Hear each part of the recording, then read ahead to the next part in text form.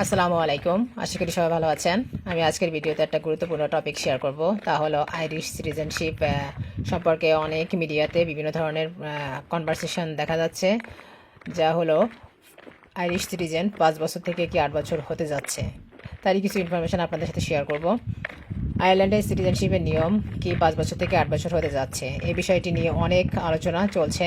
বর্তমানে আইরিশ সিটিজেনশিপের জন্য সাধারণত 5 বছরের রিকগনেবল রেসিডেন্স গুরুত্বপূর্ণ, কিন্তু সম্প্রতি এমন কিছু প্রপোজাল ও ডিসকাশন নিয়ে কথা হচ্ছে যেখানে ভবিষ্যতে রেসিডেন্সি রিকোয়ারমেন্ট আরও বাড়ানো হতে পারে, যেমন 5 বছর থেকে 8 বছর হতে পারে।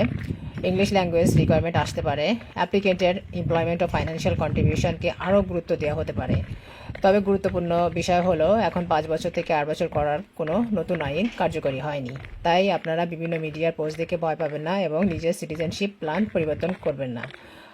আপনার কি মনে হয়, সিটিজেনশিপের জন্য 5 বছরই যথেষ্ট নাকি 8 বছর হওয়া উচিত? আর ইংলিশ টেস্ট এবং ওয়ার্কিং অথবা ট্যাক্স কন্ট্রিবিউশন কি সিটিজেনশিপের ক্ষেত্রে আরও গুরুত্বপূর্ণ হওয়া উচিত?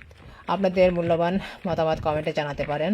বর্তমান নিয়ম পরিবর্তন না হওয়া পর্যন্ত বর্তমান সিটিজেনশিপের যে রিকোয়ারমেন্ট ছিল সেটাই আছে। যদি কোনো ল আসে অবশ্যই আপনারা আইরিশ ইমিগ্রেশনের ওয়েবসাইটে ফুল ডিটেলস দেখতে পাবেন। তাছাড়া আমি চেষ্টা করব আমার পেজে আপডেট দেওয়ার জন্য। কারো কোনো প্রশ্ন থাকলে অবশ্যই জানাবেন। সবাই ভালো থাকবেন। আল্লাহ হাফেজ। আসসালামু আলাইকুম।